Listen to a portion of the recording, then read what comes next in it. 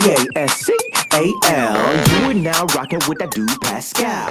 We be going wild, Haitian in the building, so original. Got the haters catching feelings. Get your hands up to the ceiling and keep them held high, cause St. Louis isn't ready. Forget about it, goodbye. Hold up, we just saying hi. Five somebody, rise up. Weekdays, catch us live, somebody. Let's go. Good afternoon, good evening, and good morning to everybody, and welcome to the Pascal Show. I hope you guys are all doing well out there, enjoying your Tuesday. Yes, it's Tuesday, y'all. Man, I got some stories to give you guys, a whole bunch of stuff, and some of these things aren't even in the title right here. But hey, we got to raise awareness on a lot of different things other than just things that are going on with Will Smith and Jada Pinkett Smith and Chris Riggedy Rock. So we got a lot of things we got to get into today, but, you know, I wasn't able to be on yesterday. I had a lot of things going on. You might be seeing a new place tomorrow night. That's all I'm going to say. Your boy's been out here working hard, along with a bunch of other guys. Trust me, this is not just me putting this whole thing together. I'm not even doing 90% of the work, but I am there making, trying to do what we can to make this thing come together as quickly and as best as possible so that we can give you guys one hell of a show, an evening show that I'm really, really excited about. It's going to be hype. I'm really hype about it. We're going to do a couple test runs this week. In the upcoming nights and all that. So I'll be letting you guys know about everything here very, very soon. But I'm very hyped about finally having a new space. Still gonna have this show here, but we got something new for the nighttime, which I'm very excited about. Some more in-person conversations, more people being a part of the conversation, involving you guys, so on and so forth. It's gonna be dope. I've been working really, really hard. Yesterday, I had to just go and put in the time. You know what I'm saying? And all the guys that have been putting their blood, sweat, and tears into making this room look the way it looks. And if you want to get an idea of what we've been doing, you got to join that Patreon, baby. That's it. It's as simple as that. Join that Patreon. And trust me, you'll be able to get a few looks at the behind the scenes of us building these things. I got a couple other videos, behind the scenes videos coming out today and tomorrow. So yes, if you want to just be nosy and see what I've been doing when this camera and these lights aren't on, and when I'm not in this purple ass room, I'm in another purplish room as well, putting this all together so that I can keep talking to you guys, keep entertaining you guys, and keep the ball moving. Man, and we are moving this ball quickly. Let me just say that. And it's been a blessing. Anyway, we got a lot of stuff to talk about. Good afternoon, good evening, and good morning to all y'all that are watching this show right now, wherever you're watching this show. I appreciate every single last one of y'all. We got a lot of big headline stories to talk about. We got some things I want to bring awareness to that are not on this in the title. So sit back, grab yourself a nice cup of whatever you're drinking, and let's get into these stories. But before we jump into everything, please do me a favor. Hit that like button down below. Send those likes past the 100. I see you guys starting to file in. Wow. Very quickly, and it's beautiful, and I really do appreciate it. Like I said, had to take yesterday off because I had to do some work with my fellas to make this be what I have coming around the bend. Something really... It's going to be phenomenal. I can't wait to show with y'all, man. Damn, it's going to be dope. Anyway, hit that like button down below. Send it past 100 likes real quick. I see you guys filing in. And don't forget to hit that subscribe button, okay? Be really great to have you a part of the Pascal Show family. We are marching our way towards 100,000 subscribers. So please, please, please, please support this show. Hit that subscribe button. Hit that join button. You don't have to be on Patreon to support this show. Just hit the join button, okay? It would really, really mean a lot to me and all the people that make this show, okay? So show your support if you can, okay? I appreciate y'all. Anyway, we got some stories. We got to get into these stories, y'all. I know that you guys came here for me to tell you some stories and talk about these things that are going on. So let's get into the nitty gritty of this all. Now, the thing is we got a lot to talk about with this Will Smith, Jada Pinkett, Chris Rock situation with the slap, seen and heard around the world. We already know all the stuff that she's been sitting there. She rolled her eyes. He laughed. Suddenly he walks up and slaps Chris Rock clear across the face. Everyone's seen this. It's the slap seen and heard around the world. Here's another close-up again of what has happened and so forth. We are going to get into that story here really, really soon. But first, for those of y'all who are tuning in, I need to bring some awareness to something that's going on right now. Okay? And this is just as important as any other rumor mill BS, as big and as important as Elon Musk taking over basically a majority shares, I guess, of Twitter and all that stuff. We have a situation here that we need to talk about. And it has to do with a missing young boy by the name of Simji Morrison. Again, his name is Simji Morrison. He is only 12 years of age, and he is missing right now. Last place he was seen was at the Forget Me Not Youth Services located at the 16th block of, or 1600 block, of North 15th Street. And around 9 a.m. on Monday, March 14th. So he's been gone. He's been missing for a few weeks now. But I wanted to bring this up. This young boy, again, is only 12 years of age.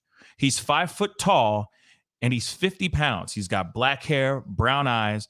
Clothing description is unknown at this time. And there are no known whereabouts, companions, or relatives. So if anyone has any information over this young boy, please call and contact the Central Detectives at 215-686-3093, or you could just call 911. Again, the number is 215-686-3093. Let's try to see if we can bring this young boy home. Let's bring this young man back home. And I know I posted this on my Twitter and talked about it a few days ago, but I hadn't been on since the time that I posted that. So I was like, you know what? Let me talk about this here really, really quick. Philadelphia. I'm so sorry. So it's the Philadelphia Police Department is seeking public assistance for this young boy. Okay. And his name is Simji Morrison. I had to put this out. I know y'all are here for some other things, but at the same time, I know that I got people watching, looking at this show, caring about what we are talking about. So let's bring this young boy, Simji Morrison, home. He's 12 years old. 12 years old in the Philadelphia area. So if you're in Philly and you happen to be watching this show for other reasons to get the stories that are going on with Will Smith and Jada Pinkett Smith, you happen to be watching this right now and going, wait, this young boy looks very familiar. Please contact the Central Detectives again at 215-686-3093, or please just call 911. Period. Okay? Now, I said, again, I'll say it one more time. He was last seen at the Forget Me Not Youth Services that's located on the 1600 block of North 15th Street at around 9 a.m. on Monday, March 14th, 2022. He is 12 years old. He is 5 foot tall, and he is 50 pounds. So he's a light kid. He's a skinny kid. Okay? 12 years old, black hair, blue eyes. His clothing description is unknown, and they don't know his whereabouts, companions, or if he has any next of kin or relatives. So if you've seen this kid running around in the streets by any chance, please call again, 215-686-3093. Please, let's see if we can bring this young man home. Okay, safely. Like I said, every missing person story is just as important. Every single shade under the sun. So let's see if we can bring this young boy home. Okay. So now that you have this, now that you know that information, just see if you could share that. If you could turn that into a clip and share that onto your social media platforms and stuff like that, please do me that favor. Okay. Every little bit helps. We did this for Naomi Irion. We've done this for many, many other missing people, missing children, and missing people, adults as well. So please, please share that one as much as you can. It seems like he has no relatives, no companions, no next of kin, which is weird. Very, very weird. Okay. So please. All right. With that being said, just keep that in the back of your mind, especially people who are in the northern northeastern area. Okay, keep that in your minds. All right, and I'm praying that this kid comes home as quickly as possible. So, with that being said, we got to go into our top story of the day. And like I said, I got a bunch of other little stories that are kind of being squeezed in because I couldn't put all the titles, all the things I wanted to put into this title. So we got a lot to talk about, very little time to do it, but we got to get into it. So let's go. So first off, allegedly right now, and I don't know, maybe this is something, maybe you guys will agree with this particular article or not. I don't know. Okay. Real quick, before we go into this story, Lady Justice has asked something really quick. So I'm going to say, yes, I can post a spelling of his name. I'm going to type it in right now.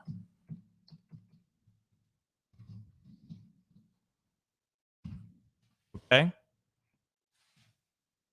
It's about to be posted right now. It's Simjie Morrison, like Morrison. Okay. Like Toni Morrison. Okay. So please, again, before I move on to this next story, please, let's bring him home. Okay. And thank you for asking me that. I know I didn't put his name up anywhere. Okay. But let's bring this young man home. Okay. Moving on to the next story. Okay. Because there's not really much story to be told on that one. I tried to do as much of a deep dive. No one's really talking about this. It's being shared on Twitter about where he's last been seen and all that, but there's nothing else. There's nothing else being told, y'all, and it's frustrating. But you get everybody and their mamas like Charles Dickens' story, their biographies, with every other last kid on this planet that's gone missing. But for some odd reason, this kid doesn't have a whole lot of, it doesn't have a big biography about this kid. So please keep your eyes open. Let's put this out here so there's more awareness over this story. Shoot, if you can tag Brian Enton into this clip, make a clip and throw it on the twits, please. And tag News Nation, Brian Enton, Philip DeFranco, everybody and their mama. Just tag them all. And hopefully we can get this young boy home as quickly and as safely as possible. All right. And I appreciate you guys taking the time to hear me out on that, especially 1,100 of all you guys right now. Let's bring this young kid home. Okay. And of course, hit that like button. Please send those likes past 500 likes. I see 1,100 souls watching the show right now. So please, Simjie Morrison, spread the word. Okay. Use them Twitters and them IGs and even that Facebook. Share. Okay. I got to move on to the main story. Okay. Now, this is the thing. And Vita, I don't know, maybe, but it's very rare you hear about black boys being rush houred, if you get what I'm saying. So if that is the case, God forbid that is the case, let's just bring him home. Let's not even think about that. Let's not even put that energy out there in the world. You feel me? Let's just bring the kid home. Anyway, let's move on to the subject matter at hand that everybody is starting to file in for. And it's the main top story of the day. We got a bunch of top stories, okay? There's some things I missed yesterday that I want to talk about today, so on and so forth. So let's get into this. Jada Pinkett Smith allegedly is throwing Will Smith under the bus. And I was about to say this a second ago, and I kind of want to know, do you think she's throwing him under the bus or not? We're going to look into this article because, like I said, this is I'm vexed about this. I don't know how to fully receive this situation. Okay, I don't know how to fully grasp this breakdown, but we need to talk about it. And Mikey, yeah, I know there's people who feel some type of way about Jada Pinkett for sure. Man, I got, and I've talked about that at great lengths on the show. I got some opinions about it, but at the same time, about her, I have some opinions about her, but at the same time, I do feel that Will Smith is letting that happen, and it's on him too. It takes two to tango. So here's the thing. Obviously, that's not Jada Pinkett Smith, so I don't know why Kanye and Kim are in this thing, but whatever. This is from US Weekly, so I'm just going to say this real quick. US Weekly is kind of known for being a part of the rumor mill and not really a part of like actual factual hard facts. But at the same time, I do have another article that backs up this situation. They are quoting US Weekly or Us Weekly in this situation. Like I said, I don't know if I fully believe this or not, but I wanted to bring it out to you guys because I know everybody is like eating this like popcorn. You know what I mean? We're just nom, nom, nom, nom, nom, this whole story. So here it is. And we're going to look at the other article as well, just so I have a backup, and Daily Mail did an article about this as well. So they're repeating it too.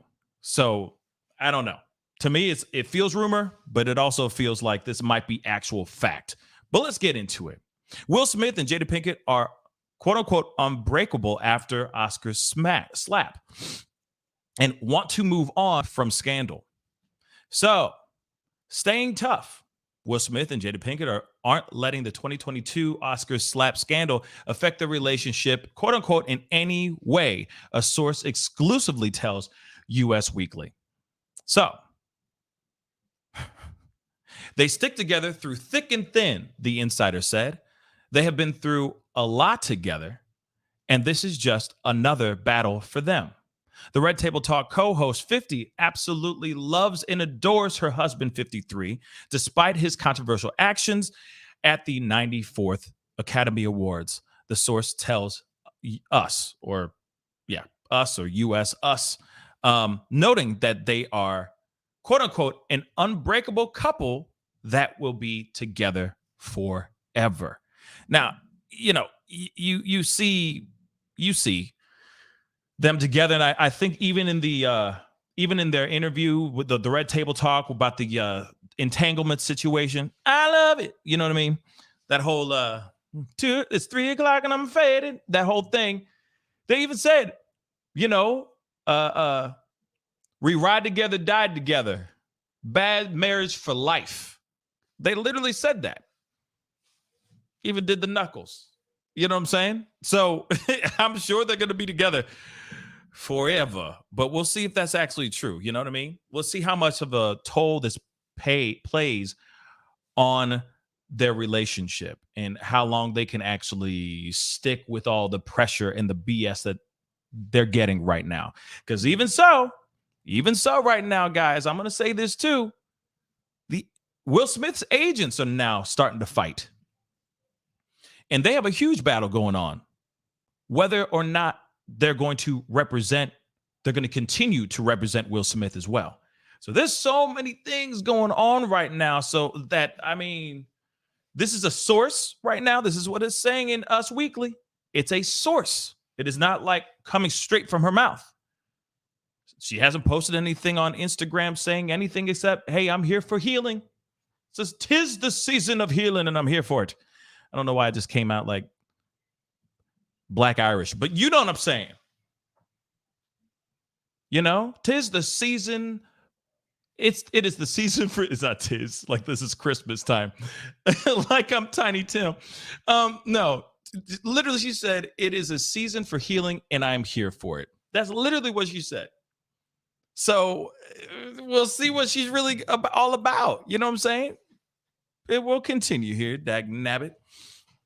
Smith received backlash last month after he slapped the presenter. We already know all this BS. Okay. Obviously he was really upset about Chris Rock making a joke about the bald head, about her bald head. Once the Fresh Prince of Bel-Air alum returned to his seat, he started shouting, keep my wife's name out your effing mouth. We already know all that stuff. He yelled it twice. Later during the show, the King Richard star apologized to the Academy and his fellow actors during his acceptance speech for Best Actor. At the time, he didn't address Rock. Yeah, he did not do anything. He issued an apology to the Grown Ups actor. That's so funny. I forgot Chris Rock was in that movie, Grown Ups. Wow. On March 28th, via social media, writing, violence in all shapes and in all its forms is poisonous and destructive. I'd like to publicly apologize to you, Chris, which we thought was, in my personal opinion, was absolute trash. So a source later told us that Smith had not reached out personally to Rock after hitting him on the stage. We already know that as well. The Men in Black actor, however, has since resigned, which is true. He has resigned from the Academy Picture Arts and Sciences amid the organization's formal review into the incident. He says, my actions at the 94th Academy Awards presentation were shocking, painful, and inexcusable. And then, of course, he says a whole bunch of stuff. And he says, I'm sorry to the family, to Chris Rock's family, and my dear friends and loved ones, all those attendants and global audiences at home. Okay. He obviously said, so I am resigning from membership in the Academy of Motion Picture Arts and Sciences and will accept any further consequences the board deems acceptable. Now, here's the thing. When it comes to him actually resigning from the Academy, don't mean nothing. It doesn't mean anything. He can still be put up for a possibility of winning an Oscar. So I've looked that up, found out that, hey, doesn't matter if he steps down from the Academy. He could still, if he was to get back in the good graces of the Academy, he could still be up for many, many Oscar nominations in the years to come. That's it. He could still attend the Oscars. He may not get front row seats. He'll be all the way in the nosebleed seats, like way back there. You know what I mean? Echo. You know what I mean? All the way back there. You see, that's it. No matter what, he could still win. He could still win an Oscar. So he's resigning. Don't mean nothing. Okay? Don't mean not a damn thing. Okay? So Jada Pinkett Smith, on the other hand, says she wants to move on, according to the source. Who the source, though? That's what I want to know. Who the source, though? Who the source be? Is it Willow? That'd be wild if it was Willow. Just putting out it, just texting a source, texting a reporter. But anyway,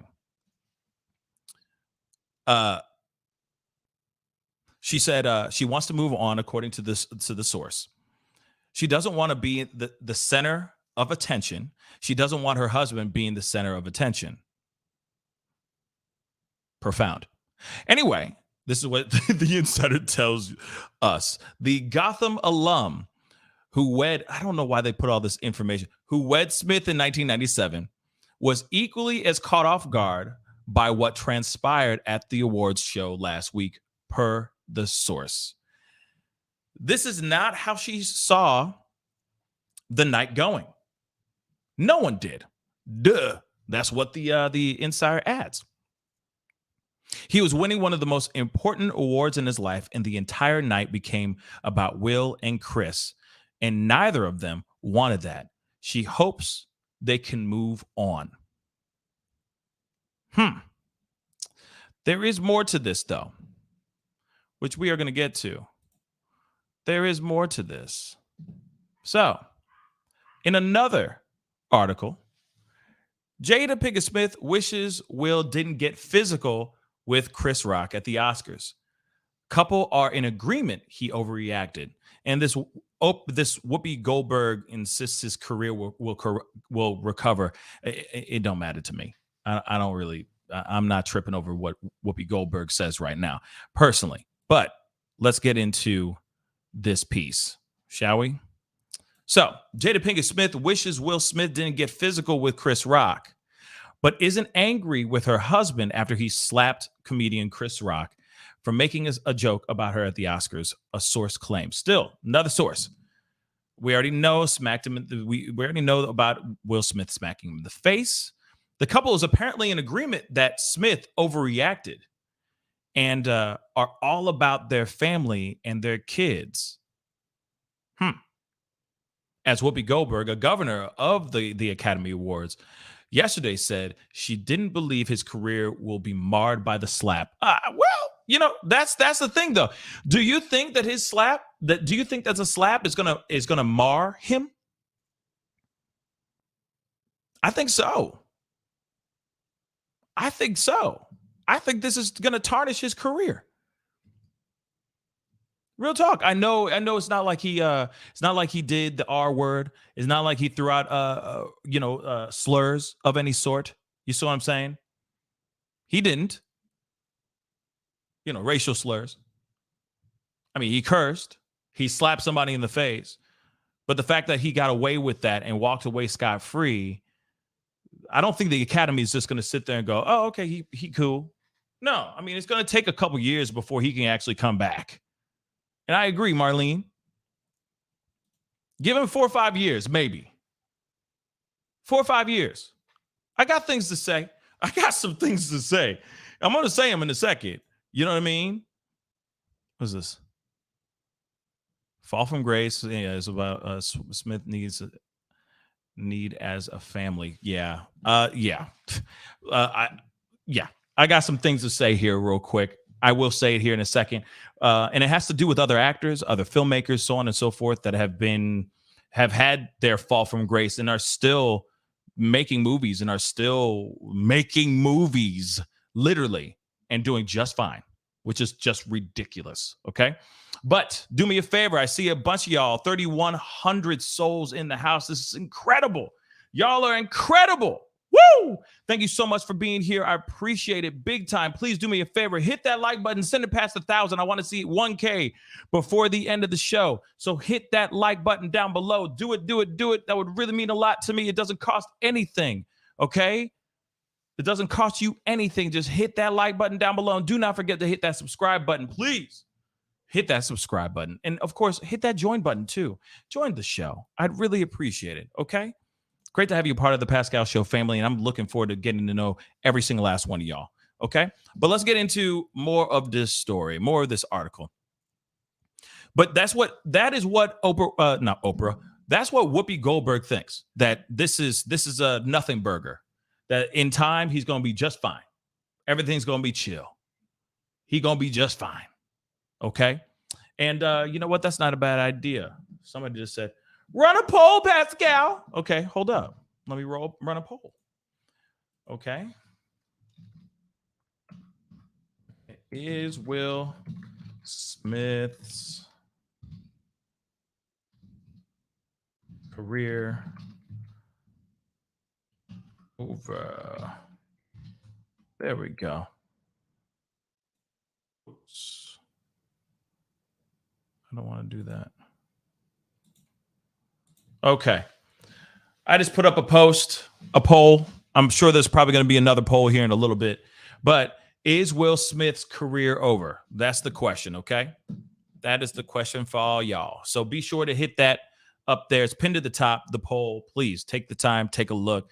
It's in a book, Reading Rainbow. Let's move on here. Speaking to Us Weekly, the unnamed insider said it was the heat of the moment, and it was him overreacting. He knows that. She knows that. And they're in agreement that he overreacted. Obviously, who would think that he didn't overreact? Who would think that everything he did was, well, see, that's the thing, though. There's a lot of people out here that think that this is just fine. There's a lot of people here that are just like, yeah, you stand up for your woman. Have her back, so on and so forth. But no.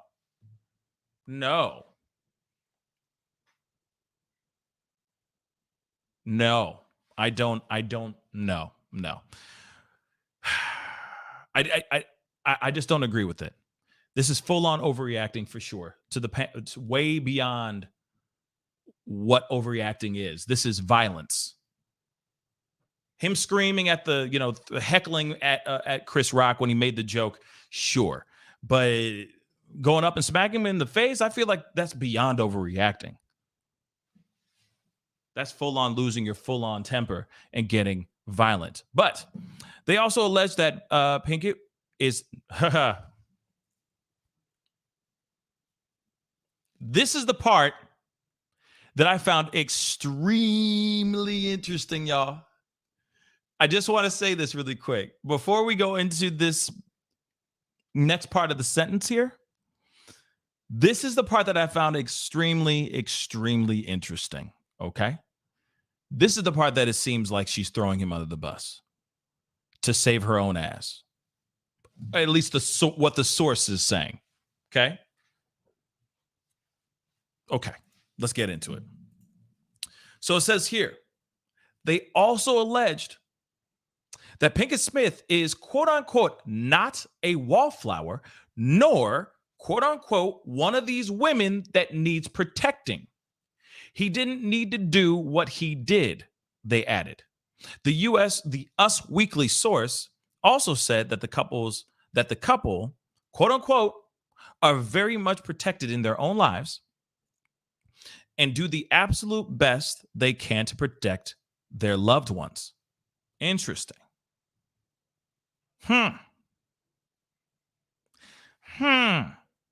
Okay, guys. So you heard it right there. Let me repeat that again. This is the part where I feel or the source at least, is throwing Will under the bus because she feels like she's a grown-ass, strong-ass, dope-ass woman that don't need no help and no protection. Does it seem like that's her throwing? Does it seem like this is her throwing Will Smith under the bus? That's what I want to ask you guys. I got so many questions for this. I got so many questions. Because the part that she says, they also allege that Pinkett Smith says she is not a wallflower. Like she's not some just girl that's just going to sit there and take it. That she got her own. She got her own set of two-piece.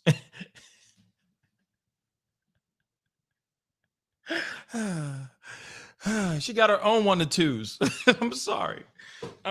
I don't mean to laugh. I really don't mean to laugh. So they also allege, I'm sorry, I got to repeat it again. Just for y'all in the nosebleed seats. Okay, one more time. One more again. She said, or this article says,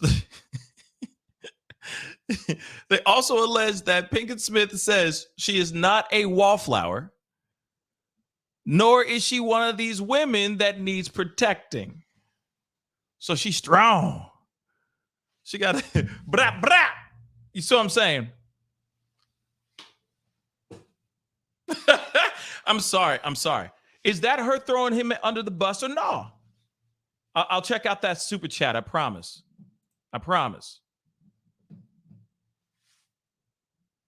Is it though or no? I got a couple super chats. Woo! Hold up. Maybe I can get this over here. Hold on. I got a couple super chats. I appreciate the super chats. Keep them coming if you want. No pressure if you can't. But here it is. Laura Estrada, thank you so much for the $5 super chat. Just got my Pascal hoodie. Yay! Yes. That's how it's done, son. That's how you drive. What movie's that from? It's another Will Smith movie, by the way.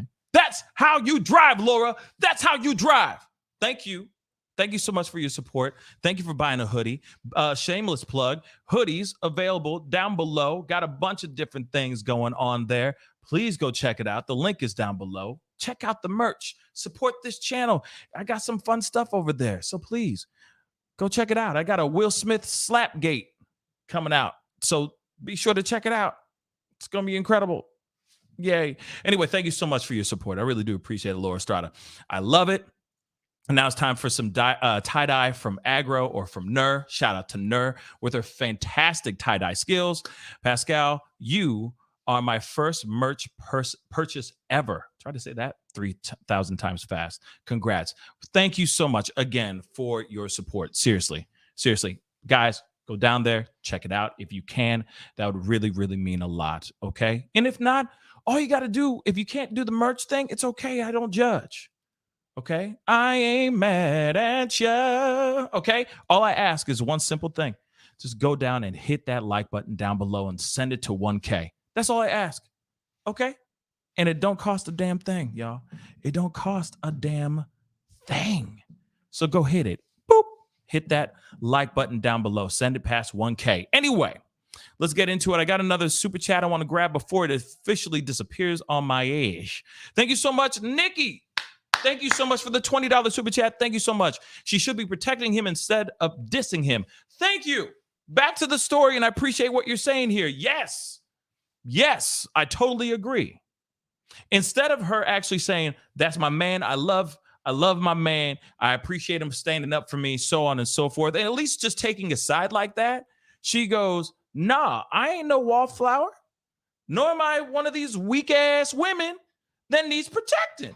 I'm not no damsel in distress. I'm not one of these women that are in his movies where he's just saving the day.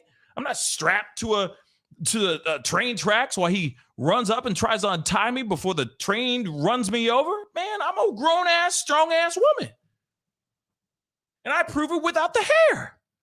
With my G.I. Jane looking ass. Is it throwing him under the bus or no? That's what I'd like to know. That statement right there. Instead of her just saying, yes, he overreacted. I agree he overreacted. What he had done is not right. We're going to work things out and we're going to keep it moving. There has to be added pieces of, but by the way, I'm strong because I'm a woman. I'm a strong Black woman and I don't deal with that ish. And I'm Jada Pinkett Smith. And this is great material for my Red Table Talk. So I have to adhere to the image that I've been putting onto the Red Table Talk, saying that I'm a strong, vibrant, territorial Black woman. What do you think it's translating to, y'all? What do you think that is translating to you? And maybe I'm jumping, maybe I'm jumping to conclusions. Maybe I'm on my mat of jumping conclusions and just jumping to a conclusion. But at the same time, when you look at this, is this really telling you that she's 110% behind her man? To me, not really. To me, it sounds like, to me, it's heavy. It's a halvesies. You see what I'm saying? It's a halvesies. She's kind of going, I got his back. Yes, he messed up. But I don't need that protection either. Anyway, it's kind of a halvesies.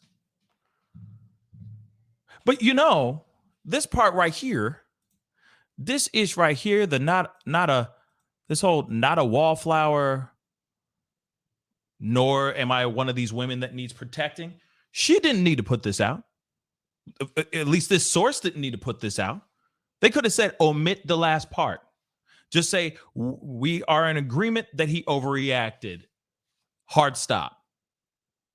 Full stop. That's it. But she continued. Because in a way, it's kind of like, I don't want to seem weak in front of all of the women and people that tune into my show. Because I have an image to uphold as well. Kids are relevant too. Thank you so much for the $25 super chat. Oh, I missed another one. I'm going to have to pull that up. It looks like from Medusa, I think. But under the bus, she just cannot seem to she just cannot seem to not speak out of turn. But he likes it like that. Sad. Miss Tina. Yeah. He's had plenty. Yeah, you ain't wrong. Kids are relevant too. You ain't wrong. You got to. That's a strong statement, and that's very, very true. Medusa, let me just say this really quick. Thank you so much. The highest in the room. Thank you so much for the $50 super sticker. I really do appreciate it, Medusa. You're the bomb, Medusa. You know, if we ever meet face to face, just remind me never to look you in the eye. And only people who understand Medusa will laugh at that joke. Moving on. I do appreciate $50 super chat. Thank you so much. Thank you, thank you, thank you. Thank you to all the super chats that are coming in. I really do appreciate it. We got another one. Queuing? Hopefully I'm saying your name right. Queuing J. Thank you so much for the $5 super chat. It makes me wonder if she wasn't actually laughing at him slapping Chris. Maybe she was actually laughing at Will making a fool of himself. Damn. See, this is when I wish I had a sound piece or like, you know, like a Charlemagne the God thing, you know, dropping the clues bomb for it, boom. You know what I mean? That's kind of a clues bomb button sound bite. You know what I'm saying? But that is true. That it's a theory nonetheless. It is a theory nonetheless. Let's keep it real. That's a strong point. That's a strong point, baby. Strong point. Damn. I need to let me just look at that one more time. Damn. Maybe she's actually laughing at Will for making a fool of himself. Man, that's maybe. Or maybe she's, I don't know. See, this is the thing. Let me just say this really quick. And I see all the super chats coming. I'm coming to them. I promise. But that's a very Esther. Yes, it's a very interesting theory. But I don't know if I entirely like. It's dope, but at the same time, I still feel that there's still something about it that seems like. Let me just say this, okay? Oh, so much work to do, so little time. Okay, so hear me out. Because that's a strong point. It's an interesting point. But I really do think that there is love there. I know that some of y'all be like, nah, it's, you know, she's narcissist and she this, and this, and he's just a simp and he's just being, you know, emasculated. I think Kevin Samuels said something like a emasculating entrapment syndrome. I think he said something along that lines. Okay. And yes, everyone's theories are very, very, very, very solid, extremely solid. But I think that there is love there. I really do think that there is love there. I just think that there's varying degrees of affection or varying degrees of love. And I think their love is something different. That's all. It's maybe not within the traditional confines of what we all see as love. But I think that there is love there. I do believe that in my heart of hearts. So I don't think she was laughing at him making a fool out of himself. Really, a part of me thinks that she thought that this was some skit. And then out of nowhere, later on, she goes, oh, damn, that was real? Like a lot of us did. We were all going, is this real? What? That was a joke, right? That was a skit. You see what I'm saying? We all kind of laughed, but then, wait a second, what's that? Oh, get my wife's name out. When he did that the second time around, oh, snap. Oh, that's real. So I think that that's what it is.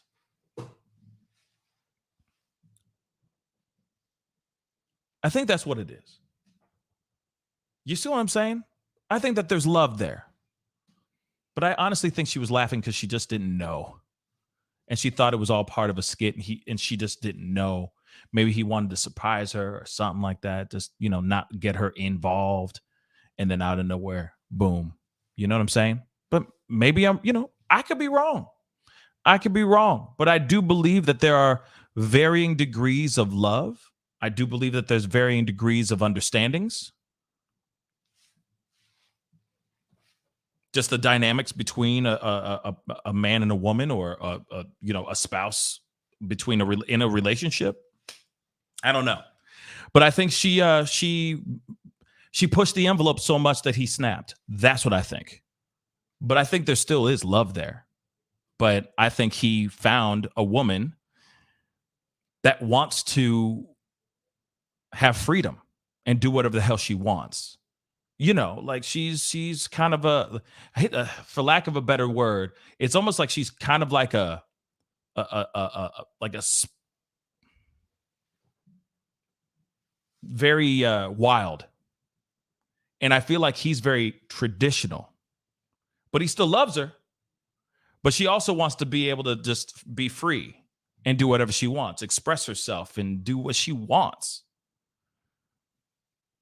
But I think maybe there was an understanding when they first got into the marriage. And then suddenly, as things progressed, she wanted things to get more unconventional. And he wants to keep things conventional. That's what I'm seeing. That's what I see. You got a guy who is used to traditional values, man, woman, children. That's it. You know, 2.5 children, the white picket fence, the whole nine, right? And you got this situation where they maybe got brought in, and then she was like, no, I want to be free, babe. I want to be able to just do my thing. I want to be a free spirit like I am. I just need to be me. I need to flow. And then he goes, okay, babe, I love you. So we'll try it.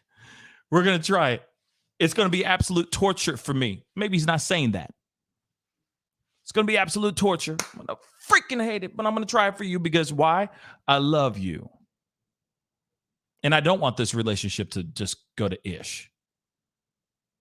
And we have too much to lose.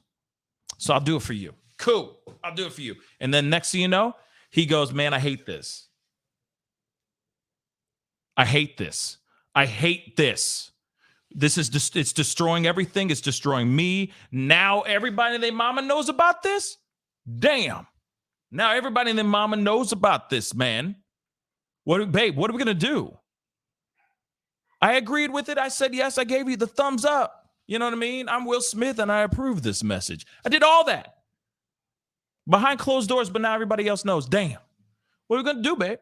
Well, let's go on my show. We'll talk about it because that's a great platform. And we could talk about all this open relationship BS. Okay, babe, I'll go on the show. He does his thing. He looks wrecked. And they put it all out there, warts and all, for everyone to look at, pick, prod, and judge. And then it just got worse. It just escalated and got worse and worse and worse and worse. It's just... So I think what happened is you got a man who came in and wants the traditional values of a relationship, of a marriage. And you got a woman that tried it for a little while. And then she said, I'm not happy. I love you, but I'm not happy. I need more. And whatever that more is. And he stepped back because he loves her. And maybe I'm that hopeless romantic. But hey. He stepped back and said, fine, I'll do this for you because I love you. That's what I think. But then it turned into something terrible. That's what I think. Then, also, I'll say this too, before we continue on. Also, on top of this too, let's bring this out too. Here's the other thing. Willow Smith came out saying that she has open relationships, that she's in a polyamorous relationship. Maybe I have the wrong term, but that she has relationships with multiple people at the same time. Verbatim. She even said it on the Red Table Talk. That I remember talking about this, I think last year or 2 years ago, because everybody was like, what? You want to know why she does that? Because she watching the mama. Because mama doing that. Mama having her cake and eating it too, and a side of biscuits and an extra hot dog. I'm sorry. I'm stupid. But you see what I'm saying? Mama's seeing this, and so she's going, okay. I'm going to do exactly what mama did. Shoot. I'm going to enjoy myself. Splat out. That's why we have this weird ass world that we're living in right now with that family. That's why everything came to a head. Yeah, I said hot dogs. I'm sorry. I didn't mean to say. I said hot dogs. I'm sorry. Okay. I got a whole bunch of super chats I got to get to, so we're going to get through them, okay? Dory McNulty, thank you so much for the $5 super chat. And I see my sister in the chat. Hi, sis. How you doing, sweetheart? I love you. I miss you. We need to chop it up here soon. Anyway, Dory McNulty, thank you so much for the $5 super chat. This is not for the Jada talk. This is for the Medusa joke. We love you, Pascal. Yeah, I love me. Oh man, I love Medusa. I love her support. But seriously, we are not going to see each other eye to eye. Not never. I don't want to turn into stone. I have better things to do than that. Okay, so let's go on. I am sure. Thank you so much for the $20 super chat. Sorry, damn. Yes, this whole situation's a damn. And I still got stories to get to, but I appreciate all y'all for putting this in, because we got to talk about this possibility of him losing his agents, which we got to march into here shortly. James Johnson, thank you so much for the $5 super chat. I really do appreciate the support and the love. Thank you. I know these super chats are filing in, so we got to get into it. We got to get into these other ones. Yes, I am sure. $28. Thank you so much. The syndrome. I can't say that word, but yes, the syndrome. LOL. Yeah, I think that's what happened. I think, like I said, I think he said, yeah, all right, babe, I'll try it out. I'll experiment. I mean, it ain't the first time I tried something crazy. And then he did it, and he's like, oh, I don't like this. No. You know what I'm saying? I think what adds insult to injury is when Jada brought in the man that she was experimenting with into the home, into the crib, into his home, into his own marital bed. You know what I'm saying?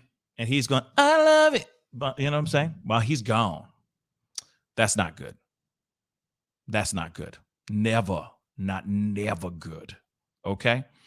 Let's get into it. We got a couple other super chats, I think, unless I said them all.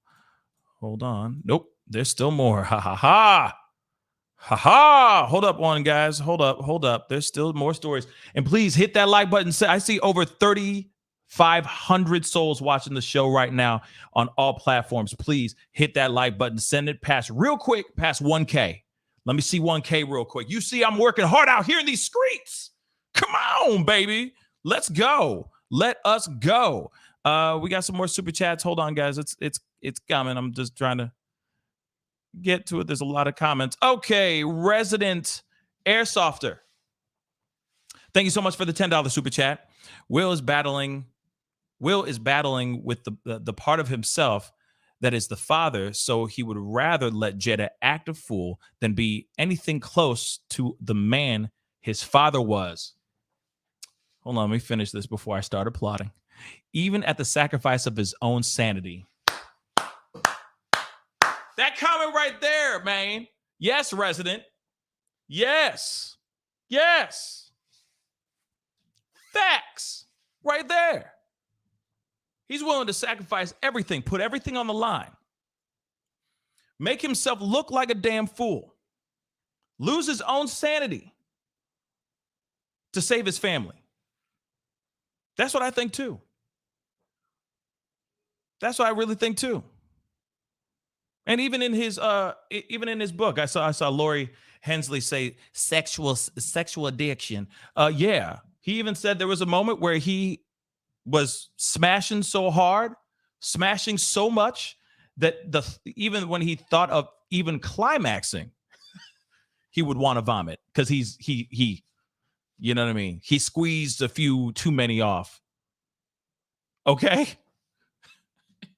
Because he went skadoosh way too many times. Real talk. Okay? Shoot. Okay? So he got some issues too. And he's been battling it like crazy. Yep, Dory, like David Duchovny. But I also don't have time for any of that BS where like David Duchovny, Eric Benet, all these people who have come out. Okay? All these people who have come out saying, oh, I have a sexual addiction. I don't know if all of it is a sexual addiction. I feel like some of them just want to smash. just like smashing. It's like, I cheated on you. I'm sorry. Baby, please, please. I have a sexual addiction. I don't know. I've seen people who actually have sexual addiction and the things that they will do to achieve that high, for lack of a better term, is unbelievable. The stories I've heard. But for someone who's out there just smashing because he's successful and he got all these bad looking women around him all day long, and he just suddenly succumbs to the pressure or to the temptation, suddenly he's got a sex addiction. I don't know about that. Tiger Woods, y'all. Exactly. Quizmatics. I'm just not with it, man. I'm just not with it all the time. It's called you weren't used to having your hand in the cookie jar. Then suddenly, because you got an extra stool, you're able to step up over there and it's all the cookies you can eat. Just suck your hands in there and you're just like, let me see how long I can put my hand in the jar and not get in trouble. I'm still not getting in trouble. Wow. Does that automatically mean, oh, I have an addiction? I don't know. I don't think every single person. I just don't think every person is that.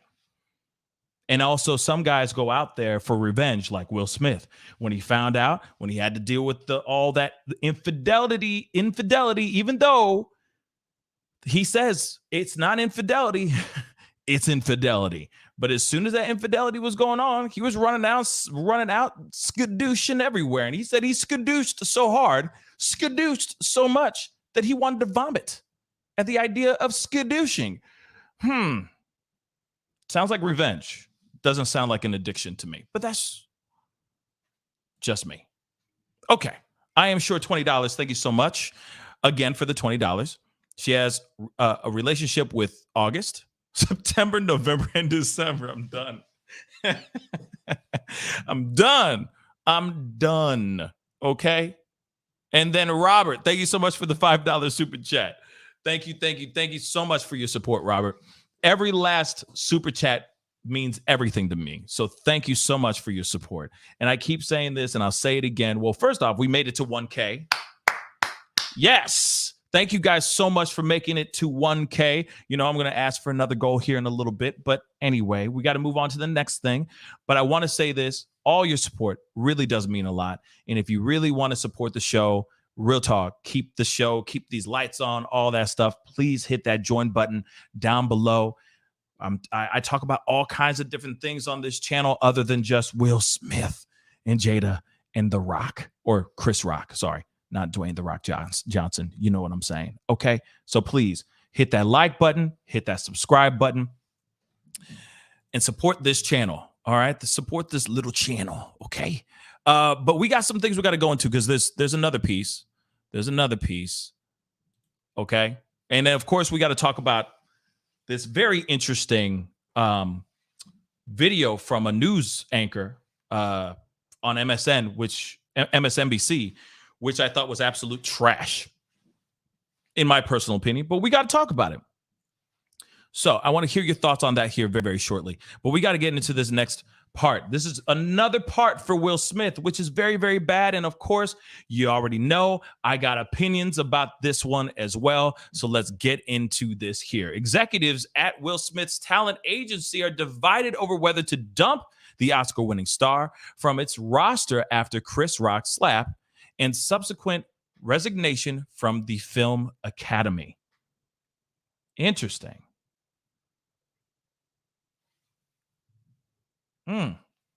Devin S., that's a very interesting comment. I don't know that. I haven't heard anything like that yet, but you know, they're always dealing with some bots and little bugs and stuff. Okay. So maybe it's just a little bit of a bug, but we'll see. Okay. But I appreciate you letting me know about that. But here it is, guys. Okay. Here it is. I'm trying to find the mouse. There it is. Okay. So his agents are thinking about dropping him, yo. His agents are thinking about, no, not really. I ain't feeling it. Nah. We might want to step back for a little while because he done mucked this all up. Interesting. So let's go into this article, a little bit of this article. So bosses at Will Smith's agency, CAA, or Creative Artist Agency, which is top notch, y'all. That agency is no joke. There's William Morris.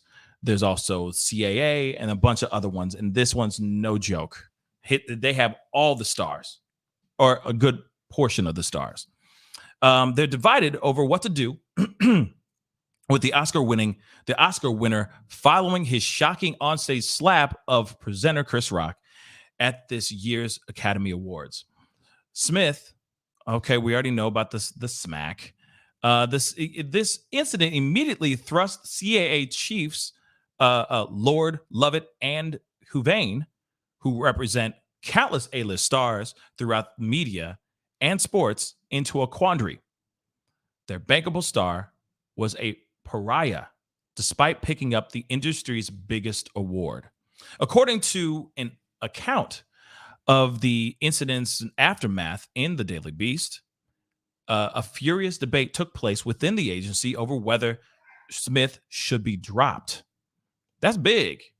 That's very, very big. The discussion even spilled over into a leadership retreat last week at the luxury oceanfront resort in Rancho Palos Verdes, California, which saw about 100 agents and talent executives gathered at the property.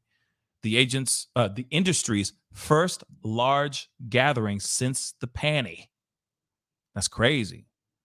Also impacting the agency's decision is its prior association with disgraced producer HW. I can't say his name, unfortunately. A negative connection that executives are actively seeking to distance themselves from. Lord reportedly wanted to remove Smith from CAA's roster. Lovett, meanwhile, wanted to keep Smith on board, though he appeared frazzled by the entire episode and subsequent fallout, insiders told the publication. It also appears that Lovett came out on top and that Smith will remain with the agency for now. The spokesperson for CAA denied any divisions within the agency's ranks, telling the Daily Beast, quote unquote, there is no truth to any of it. Simply never happened. Okay, so there's the three of them, all the three top guys, that represent some of the biggest names in Hollywood. CAA is no joke. Okay, again, but there was a split between them on whether or not they wanted to keep this guy to represent this guy or not. And I want to say this: they're still representing Mel Gibson. I mean, there's still people out here, actors out here that are still working, that have done salacious, ridiculous things. Worse than what Will Smith did. Let's keep it real. Worse. Let's talk about Mel Gibson for a second, shall we? Man got a new movie coming out with Mark Wahlberg, by the way. He got a new movie coming out. So he's still out here in these streets making movies. And he has done one of the worst things you could ever do. He DV'd a girlfriend. Then, after he said, I'm changing my ways, I'm going to be better, so on and so forth, he gets caught. Well, actually, let me say that again. Let me repeat that. Let me rephrase what he did the first time. Because the first time he did something, it was very, very, very, very bad. Okay? All right. So, first he got really, really drunk. Got pulled over for suspicion of driving under the influence. He called one of the cops sugar boobies. I'll just say that. There's another word for it. Teats. Okay. I don't even know what sugar tits is, but okay. Called her sugar tits. Then as he's drunk in the cell, which is, they got footage of this, he says something along the lines of something extremely anti-Semitic, but he says something along the lines of the Jews are the cause of all the wars in the world. Literally. He says something along the lines of that. Just drunk as hell, absolute intoxicated buffoon. He goes on his apology tour, says, "My bad. So sorry. Didn't mean to do that," so on and so forth. He gets into it with a DV situation where he has a restraining order against his girlfriend a few years later, because everyone thinks, okay, everything's going to be fine. He's going to come out with some more movies, so on and so forth. He puts out Passion of the Christ, which is one of the highest grossing independent movies ever made. Literally. People think it's an amazing movie, so on and so forth. Few years later, let's skip to that. Suddenly, he's caught in a DV situation that he's doing terrible things to his girlfriend. She files a restraining order against him. He does the same thing against her. Then next thing you know, the infamous voicemail comes out, just to show what kind of person Mel Gibson really is behind closed doors after having a few too many. Yeah, we like to call him Mr. Few Too Many, because he's a completely different person. So in this thing, he's screaming, "I hope you get awed by a group of N-words." This is all on voicemail for everyone to see. Well, guess what? This man's still making movies. This man's still making Hollywood quality movies. Let's let that sink in for a second. Just told you that quick story. And that's only in the span. His career went in a span of like maybe 6 years. 6? Homeboy said, what? He said some crazy stuff. Then you got Roman Polanski. Oh my God. Roman Polanski's terrible. Terrible. And yet he's still making Oscar-winning movies. And he's got quite the interesting story too. He had a wife that was one of the victims of a mass murder that had to do with Charles Manson and all that. Then later on, he did his thing, so on and so forth, making movies, whatever. Then suddenly he's all wrapped up in this whole R story with a young girl. Instead of him staying and fighting this out, he flees the country. He has never been back. He has never touched foot inside America since this situation. He just disappears. Okay? A couple years later, he makes a movie with Adrian Brody called The Pianist. It makes a whole bunch of, it gathers a whole bunch of Oscar awards. It wins a bunch. So, with that being said, if you're allowed to let those guys do their thing still, you got Mark Wahlberg in a brand new Mel Gibson movie. They just don't put out directed by Mel Gibson. They don't put that out. But it's directed by his crazy ass. They don't put it out there, and he's still making movies. He's still having his cake and eating it too. He is still successful. He's still making his money. He's still doing press junkets promoting the movie. I think it's called Pastor Stew or something like that, Father Stew or something. So he's still making these movies. You know what I'm saying? So with this whole situation of Will Smith getting, possibly exiled, banished from his agency, when he, not sitting here saying this, that what he did doesn't have any severity. What he did was terrible, and he shouldn't have done what he did. But is his career really over? Nah, I think not. He may not be able to go to the Academy Awards for a couple years, a few times, but that's it. He'll be able to, he'll swoop right back in. I give him 5 years. I give him 4 or 5 years, and he'll be back on top, unless he acts a damn fool. Like I said before, it all depends on what he does from this point on. If he continues going after the world of being the bad guy, he will never set foot on a stage or on a set, Hollywood set, ever again. But if he sits back and gives it 3-4 years, he's gonna be all right. He'll be Gucci, baby. He'll be all right. This has not completely tarnished his career. I don't agree with that at all. I don't, because there's worse guys out here that have done unthinkable, disgusting, heinous things that are still secure in the bag and still doing what they love to do, which is creating stories. So we'll see what happens with that. But we got to go into this quick piece right quick, because there's another piece here. Actually, I'm trying to find the actual clip itself, because within this particular clip,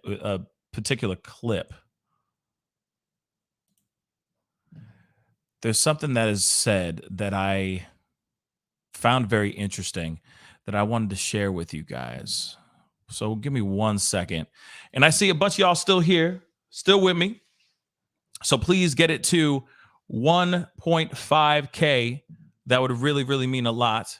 Seriously, that would really, really mean a lot.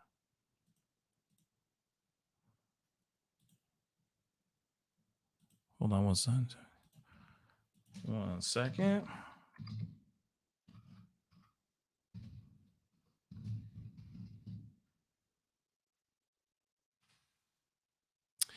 This is a very, very interesting video that is kind of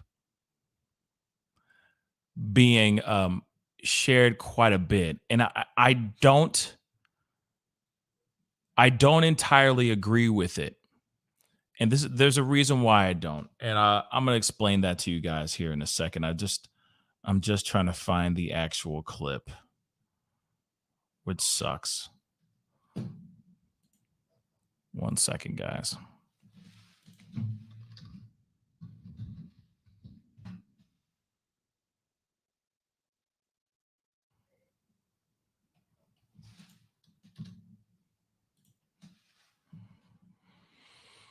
I'm trying to find it. Dang, damn it. Because I had it and then it disappeared on me. That's so frustrating.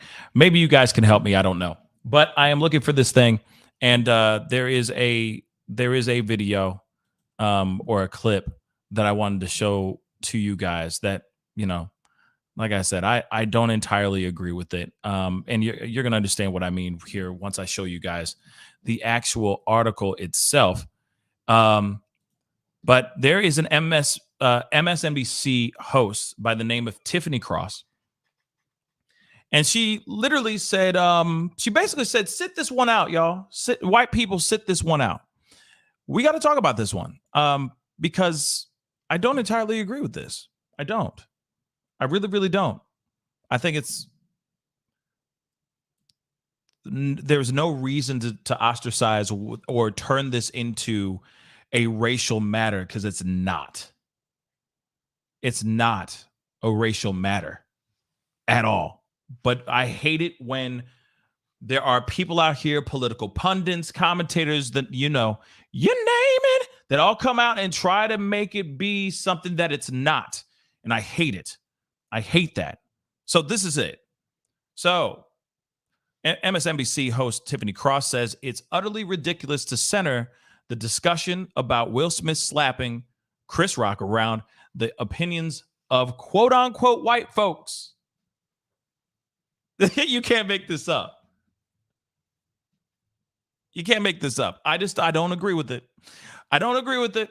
I don't. And I'm trying to find the clip because I thought I had the clip and I don't. And so if someone out there can find the actual clip of her actually saying what she says here, please holla at your boy. Please. Because to me, I'm going, wait a second. So you're telling me that smacking somebody is only a black thing? That's it? So no other people can relate to this situation. No other races can ever understand or debate ruminate or wax philosophical over this situation. Only black people can talk about this. I'm just, like I said, I'm just not with it. I don't know why it's being turned into something more than it needs to be. I just don't agree with it. But let's get into the article. And like I said, if you find it, I'm trying to find the actual clip. I just can't find it, and it's driving me absolutely bonkers. But anyway, MSNBC host Tiffany Cross said on her show this weekend that it is utterly ridiculous to center the discussion of the Oscar slap incident around the opinions of white folks, and held a panel explaining to viewers why white people should sit this one out. I mean, my family, I'm just going to say this. You put in your 2 cents here because I'd like to hear this too. I want to hear your thoughts on this. And I don't want this to turn into some, hold up, let me get my face up here real quick. Not trying to turn this into a race war because this is ridiculous. This is ridiculous. But I want to know your thoughts on this. I really do want to know your thoughts on this. Okay? Back to the article. The host kept the conversation going on Sunday a week after Will Smith famously slapped Chris Rock. Cross kicked off this topic on the slap by saying that everybody has an opinion, and I'm sure you all are tired of talking about it. Yes, we is, but we have to weigh in on it. I think it's utterly ridiculous to center this conversation in the opinions of white folks. She added, this is just about what happened there. Right. So then everyone should be able to talk about this, right? This is just about what happened there. Okay. The jumping off point should not be what might the white people think about. What the white people think about it. It is just this moment between those two men. Notice she just said those two men. She didn't say the plight of the black man. She didn't say between these two black men. She just said those two men. I just want to point that out. I thought it was uncalled for, Cross said. Cross brought her panel on, which included the Griot columnist Michael Herrett and actress Yvette Nicole Brown, for a conversation that centered around the idea that white people don't understand the full context of Sunday's incident. Huh? How did, what? Okay. Harriet was first to speak, explaining that the incident was about how black people relate to each other.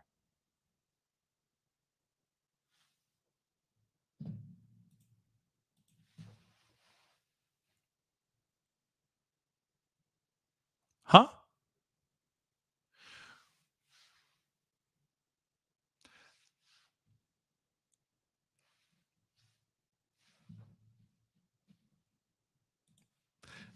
Moving on.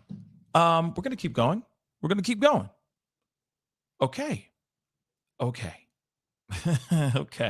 It's hard to explain to a white person what the difference is between an open-handed slap and a punch, because they consider it all violent, he said on the show. Wait a second.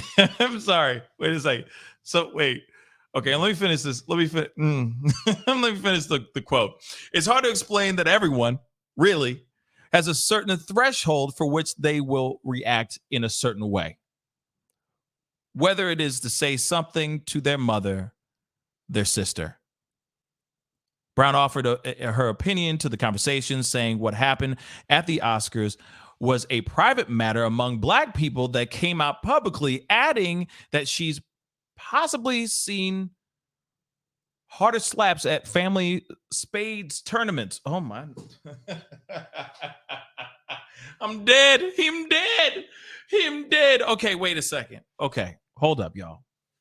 Hold up. Now, I agree. I've seen worse fights. I've seen worse fights at the family cookout. I have. I've seen worse situations than that slap.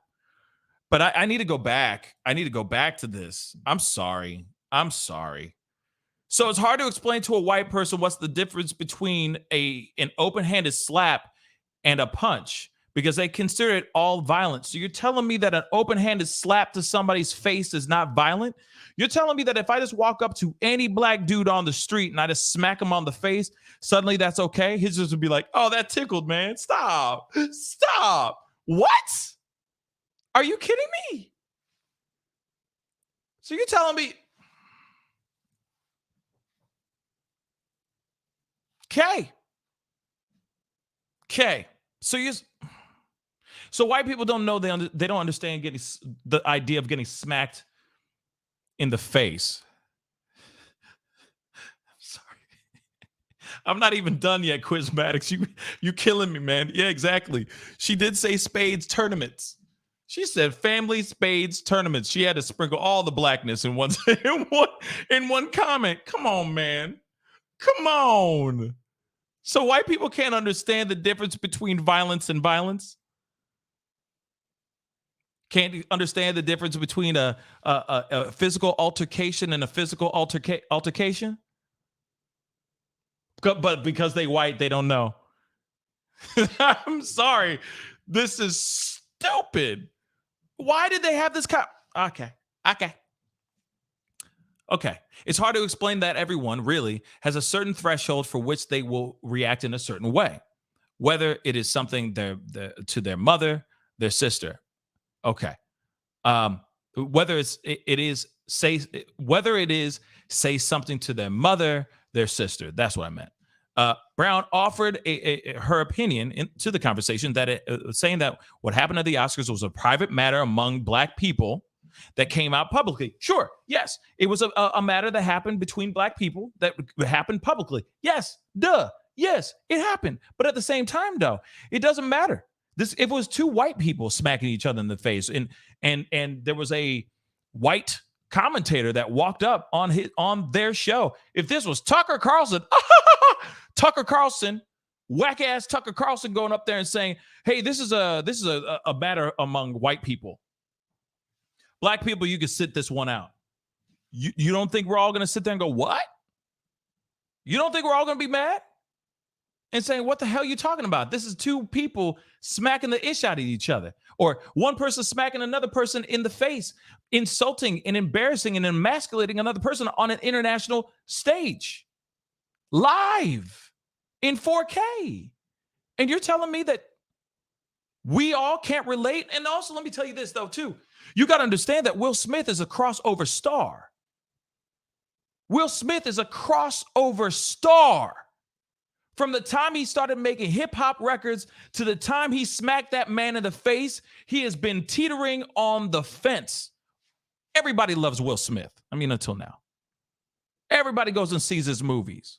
Everyone reads his book. Everyone was watching the Red Table Talk when he was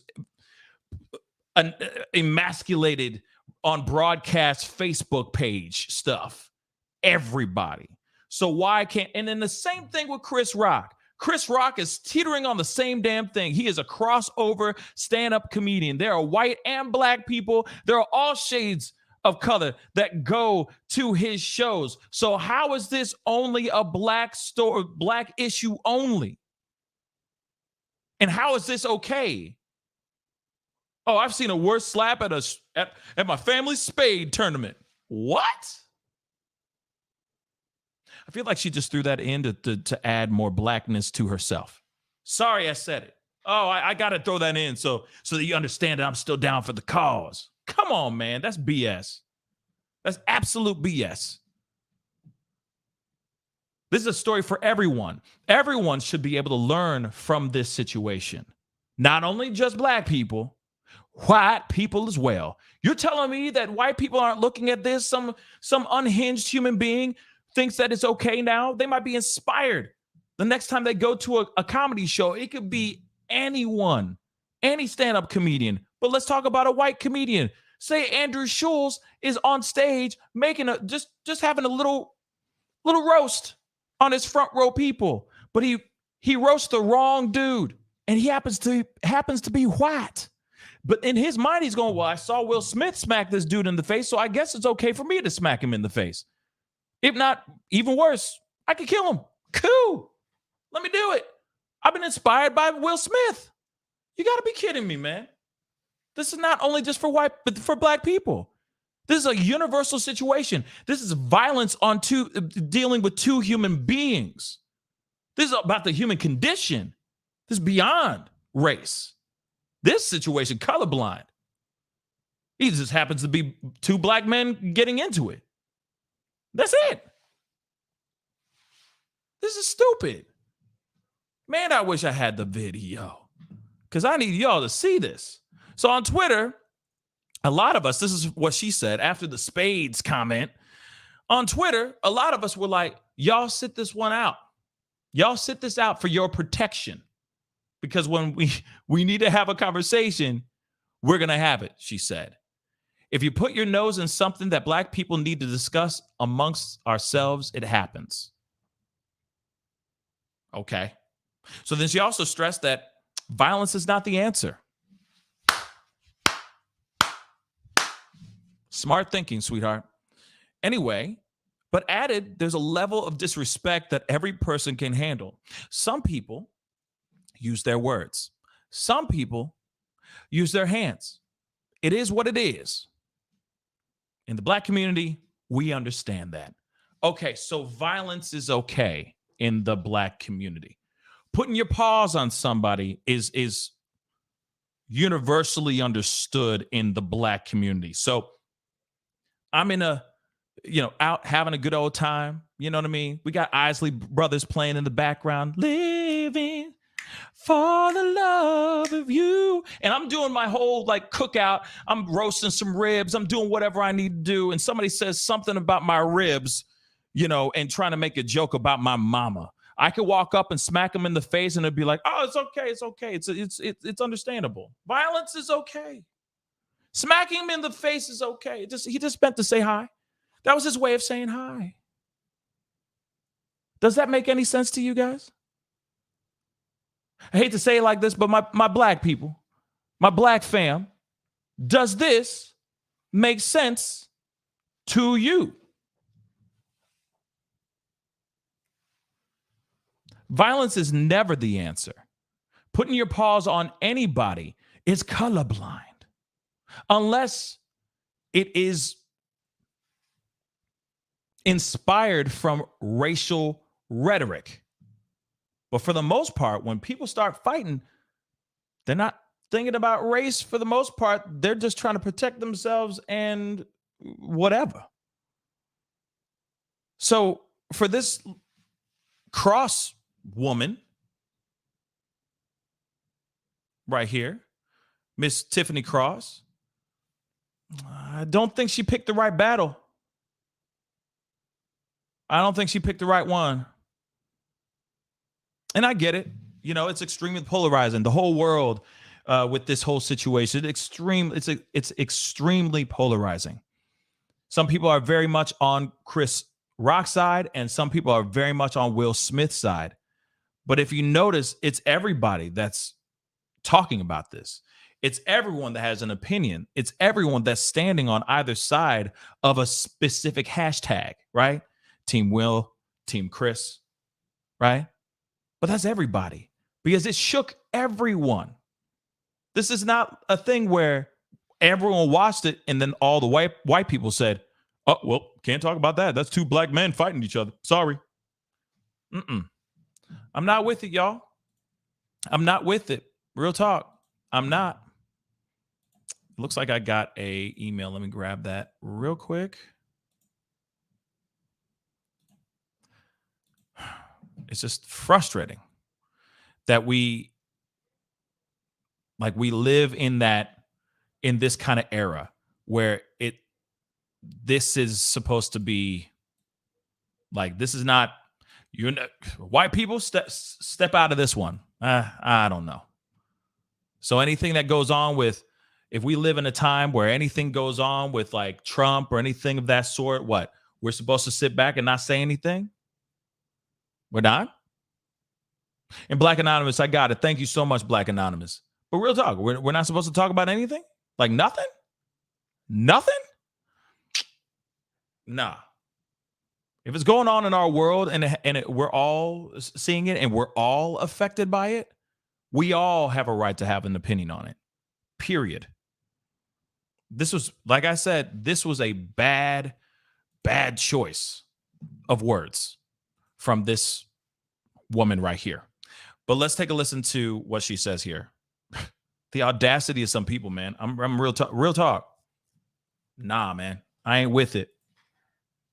Whoops. Brown and Michael Harriet, who are still with me. I have to say that I'm kind of team Wanda on this one. Black men die from this level of violence, and it was striking that so many people celebrated this and cheered this on. I'm still, triggered when I remember watching it, thinking, how sad is this to see? And it still struck me as bullying. I got to say, that was kind of a BAN move by Will to hit Chris Rock. That's how I feel. I'm sticking to it. Come at me, Black Twitter. It's how I feel. So, Yvette, to your point about the mental space and the mental health, I think that's a significant point, because I don't want people thinking, well, this is how we do in the community. No, that ain't it. And if it is, it shouldn't be. Well, you know what? Listen, there's also a divide about whether you should get a whooping as a kid or not. Like, everybody in the Black community has their opinion, and Wanda Sykes is my soror, and I love her, and I respect her opinion. I just think that there are people have different ideas about how this played out. I feel like this is a rough one. When it first happened, I didn't speak on it for a good 30 or 40 minutes because I was trying to process my thoughts about it. Because again, we were texting, so much, I remember. Right. Girl, let me tell you, the group chats were lit on Sunday and are still lit. And so it's a very difficult, I don't want to negate anyone's feelings about this. I've spoken. I understand both men. I celebrate both men. I support both men. And it's a problem in our community that men don't have the opportunity to express how they feel. Okay. And I do agree with that. We do live in a time, in an era, and I think it's been since the dawn of man. I'm sorry to say it like that, but it has been since the dawn of man that Black men, have a hard time fully expressing their feelings, fully being able to be in touch with their own feelings. You look weak, you look stupid. They'll have people go, oh man, hey man, man up, bruh. If you get sensitive or you get emotional, so on and so forth. Yes, there's a lot of stigmas and a lot of things that are on top of just being a Black man. But I can also say that for just being a man in general. Just being a man in general is hard out here. It's hard out here for a pimp, period. It's hard. It's not normal for a man in general to be in touch with their feelings. It's not normal. It's not even expected. It's not. So, I mean, she ain't wrong, but it's not only just on one race. It's on all. It's just men in general. And so it comes out often in aggression, not just on the Oscar stage, across the board, because they're not allowed to show their other emotions in the way women are. And I will die on this hill. So I think it's more about who they're getting to speak to, how they're working through their pains, what Chris went through as a kid. Come on. He should, that's a lot. Yeah. So Chris was bullied. He was bullied. It's a lot. It's a lot. So this is a man who's almost 60 years old who was slapped by this other grown man. But since we have a Black man on the panel, Michael, I'm curious your thoughts. I mean, we're saying this is like, from just men processing their emotions from that perspective. What's your take from that angle? Do you think that played a role here? Yeah, I do. I think, it's interesting how, we've kind of delved back into Will Smith's background and his relationship with his wife, but not Chris Rock's, right? Like he has experienced bullying. He is from everyone in his life, right? And so, I can understand. And then what Yvette was talking about, having to, use aggressive-ness and machismo as a form of mental health in Black communities. That's something that we, both parties probably need to address. And then you think about Chris, there was nothing that Chris could do that would have made this better, right? Like he was put in a situation where there was no way to respond correctly, right? If he would have fought Will Smith, and it would have been two thugs up there, right? Right. So, while I understand what Chris went through, I have to also warn people that what happened on this stage does not reflect on Black people. We saw, editorials by Kareem Abdul-Jabbar and Jonathan Capehart, who was like what happened between two individual Black men shines a light or reflects on every Black man in the history of the world, and it doesn't, right? Like the people who believe that are never going to see us as human anyway. So this is a thing that happened between two men, and we saw it, and we can have our opinions because it happened on a public stage, but it doesn't reflect on me. No, it does not. I agree with that. It doesn't reflect on this gentleman here or any other Black man that was in the room or in me or anyone else. It does not make it be the representative. It does not represent who I am and what I represent and what I stand for and what I live, breathe, and die for, right? It doesn't. It doesn't. We are not a monolith. We are all individuals, period. All of us. We're not a monolith. Absolutely not. Right. And let me just say, anybody who looked at this as an excuse to have a bad attitude about Black people had a bad attitude already. We don't have to live our life based on that's facts. What white people might think about us. Miss me with that. I agree with you. But so this is, look, a nuanced discussion. A lot of people have a lot of opinions, and a lot of people probably disagree with all three of us or agree with all three of us. This is a healthy, nuanced conversation that we're trying to have collectively, even when we disagree. So much love to you both. Thank you, Yvette Nicole Brown and Michael Harriet. Well, that wasn't the part where she says kick rocks, but let me see. Maybe she says it earlier on. Pick up our little family talk with Yvette Nicole Brown and Michael Harriet, who are still with me. I have to say, Yvette, I'm kind of team Wanda on this one. Black men die from this level of violence, and it was striking that so many people celebrated this and cheered this on. I'm still, triggered when I remember watching it, thinking, how sad is this to see? Yeah. This is not this is not the clip, but it is good to hear the rest of the clip. And the thing is, hey, I don't agree with what she is saying or what we had talked about in the article itself. There is more to the video. I've seen it on other commentators, sites and all that. But for some odd reason, the part where she basically says, stay in your lane, for some weird reason, I haven't found that yet, unless there's another one. Yeah, no, I know that there's another person that put this out as well. And, I don't want to take from this guy's, video, but let me see if I can get something from here. Let me see here. We can just maybe listen to it. Genuinely curious, genuinely asking, why is it that so many people were saying, white folks, sit this one out? So I'm going to ask you, Michael, I'll start with you to unpack that as best you can. I have my thoughts. I'm sure we all do, but I'll kick it to you first, Michael. So, we can talk about culture and, history, but the truth is, there are, in the study of Africana studies, there is a concept called the social structure, which is society, politics, economics, that govern everybody. And then there is a governing structure, and that is about how we relate to each other, how Black people relate to each other. So what we saw in this incident, even though, it happened in front of everybody, it was about how Black people relate to each other. So it's hard to explain to a white person what the difference is between an open-handed slap and a punch is, because they consider it all violent. I don't under.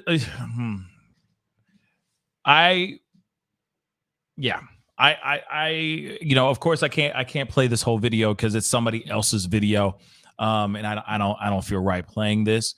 But she basically did say, stay out of it. White people, stay out of it. And I'm not with that. I think that this is more than just a situation that revolves around the Black culture, the Black community, so on and so forth. Yes, this is not great that it's Black on Black violence. I don't like that at all. But it's violence nonetheless. And it's still something that was it was still something that was put upon somebody else against their will. No pun intended. And this is a situation that we are all affected by. We are all talking about it. As you can see in the chat, well over 3,000 souls just tuned in to hear this conversation. And it's 3,000 souls of all walks of life. You guys all have different backgrounds, all different races, different religions, different beliefs, different genders, different sexual orientations. But we all came here to talk about it because it affected everyone. Because violence on another person is never the answer. And of course, when we sit there and we see the people that we love and respect so much suddenly just no longer being themselves, doing something so out of character, it's mind-blowing, y'all. And it affects every single last one of us. Again, I'll say this too, and I think I said in another live before, there were children that were watching this too. Children. And they were all walks of life children. Yeah, I mean, I know some of them I'm sure at some point were asleep. But when they're turning on the TV and the morning news is on and all that, all those kids are watching Will Smith smack another name, another celebrity.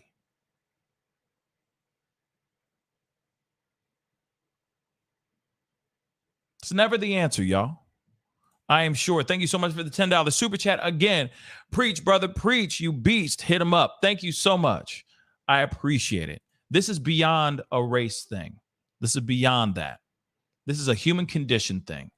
This all has to do with people who have transcend their own race, have transcend race. Yes, of course, he's Black. Chris Rock is Black. Yes. But those two also may make everyone believe that they can do anything. At least on the Will Smith side, he's a crossover artist. He's a crossover actor. People go out of their way to all walks of life, go out of their way to fill up theaters to see him in movies.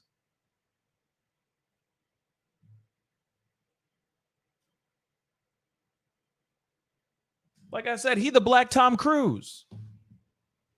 People will go see his face in any movie because of his name. And he tarnished that. So everybody who watched that was shook. Every single last one of us was shook. And understandably so. I got one more story for you guys real quick. I got one more.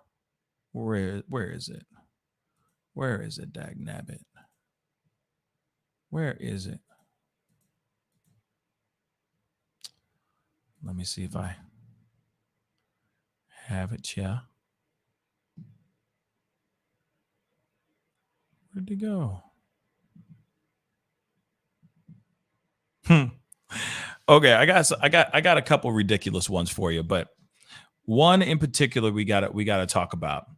And we have been on Kanye watch for a while, but we got to talk about this. I know it's a little bit of a left turn, but like I said, I appreciate all y'all for being on and being a part of the conversation. I see over 2,000 souls still watching the show. Please do me a favor. Hit that like button down below. And do not forget, again, to hit that subscribe button. We need to talk about a bunch of things. There's so many stories unfolding, and we will be talking about them as best as I can, as best as we can. So hit that subscribe button down below and hit that like button. Send it past 1.5.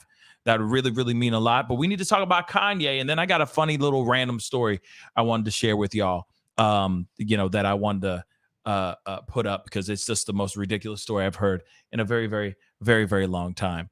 Okay. But let's look at this article right here. Kanye West drops out of Coachella less than 2 weeks before the festival begins. So, he wasn't at the Grammys. he wasn't allowed to perform at the Grammys. And now he is dropping out because there was a petition. People were signing a petition they were trying to cancel his ass. So Kanye West has dropped out of Coachella as he seeks treatment following his online tirades against ex-wife Kim Kardashian. Sources tell us the billionaire rapper, also known as Ye, has dropped out of the lineup for the California Festival, which takes place over 2 weekends in Indio. It was planned he would be joined on stage by Travis Scott, but we're told neither will appear. So Travis Scott and Kanye are stepping down. They're done. And also Kanye he's seeking some help to deal with some mental health issues for sure. And it's about damn time, in my personal opinion. So rumors in the music business are swirling that the Weeknd may replace Kanye as the headliner, which would be a good move. Now it would be virtually impossible for him to get it together. Now it would be virtually impossible for him to get it together. Look for the Weeknd to replace him. Kanye is backing out because he wants to stay out of the public eye after all the drama with Kim and Pete. He wants to get help. There's Kanye right there. There's Kanye with his now ex-wife, Kim Kardashian. Page 6 revealed over the weekend that Kanye had told Kardashian 41 he was going to remain quiet and get help after publicly dragging her and her boyfriend Pete Davidson on social media. Sources told us he would not be making any public appearances or inflammatory social media statements. The Jesus Walk rapper was previously scheduled to be one of the headliners for Coachella alongside Billie Eilish, Harry Styles, and Swedish House Mafia. So, as you've been seeing for a while now, the man's been acting a damn fool. Mr. Kanye has been acting a damn fool ever since she started getting with another dude and so on and so forth. We've been seeing it. He'd made music videos, 2 of them, by the way, showing some really bad things being done to Pete Davidson. He's getting on his social media, acting a damn fool. He got blocked for 24 hours on social media. Like I said, the hits just keep on coming, and it's just terrible. So much that he got banned from the Grammys because he also called Trevor Noah, the host of The Daily Show, nothing great, a bad word. Okay. Another racial slur. So all that, he wasn't allowed to perform at the Grammys. People saw that. People didn't like how he was behaving so much that they started their own petition. They built a petition to try to get him off of Coachella because they don't trust how he's going to be at that actual event. So the plot is thickening with Kanye West. I think it's a good move that he's not doing anything. Real talk. I think it's a fantastic move that he's not doing not a damn thing because, yeah. Kanye West been losing his damn mind. And that's really, really bad. Really, really, really, really bad. But I got one more story for you guys. Yeah, I really do. I mean, like when it comes to Kanye West, I think he just needs some time. He needs some time to breathe. He needs to come to Jesus moment. He needs to stop acting a damn fool. He needs to be around people that love him. And none of these sycophantic girlfriends that are just there sucking the life out of him because of his fame. That's what needs to happen. That's what needs to happen. So him not doing the Coachella is a great move. I just hope he continues to look and seek the proper mental health that he's looking for, the proper therapy and TLC that he rightfully deserves. And stop putting yourself around sycophantic chicas, man. All they want to do is just suck the fame off of you so that they can grab a bag. That's all. It's sad. Sandy, the sassy queen, thank you so much for coming in and putting in your thoughts.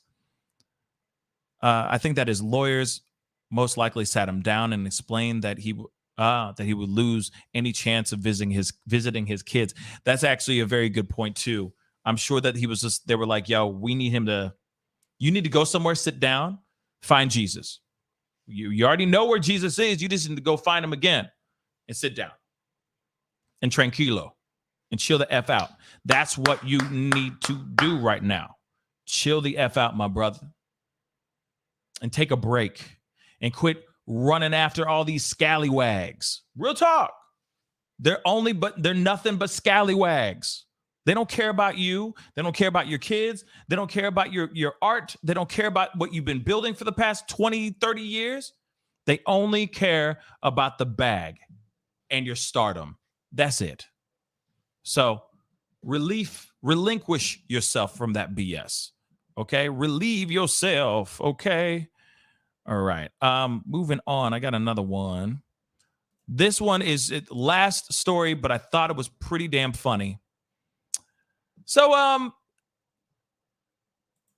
you've heard of the Mile High Club, right? And if you haven't, then that's when you're knocking the boots in a plane, 30,000 feet in the air. Okay, if you don't know about the Mile High Club, well, now you know. But one thing I found very interesting about this particular article is I've never heard of the Mile High Club by yourself, and I've never heard of self-love on a plane 4 damn times. Okay, so Southwest passenger is arrested for loving thyself 4 times during a flight. I'm not kidding. You can't make this up.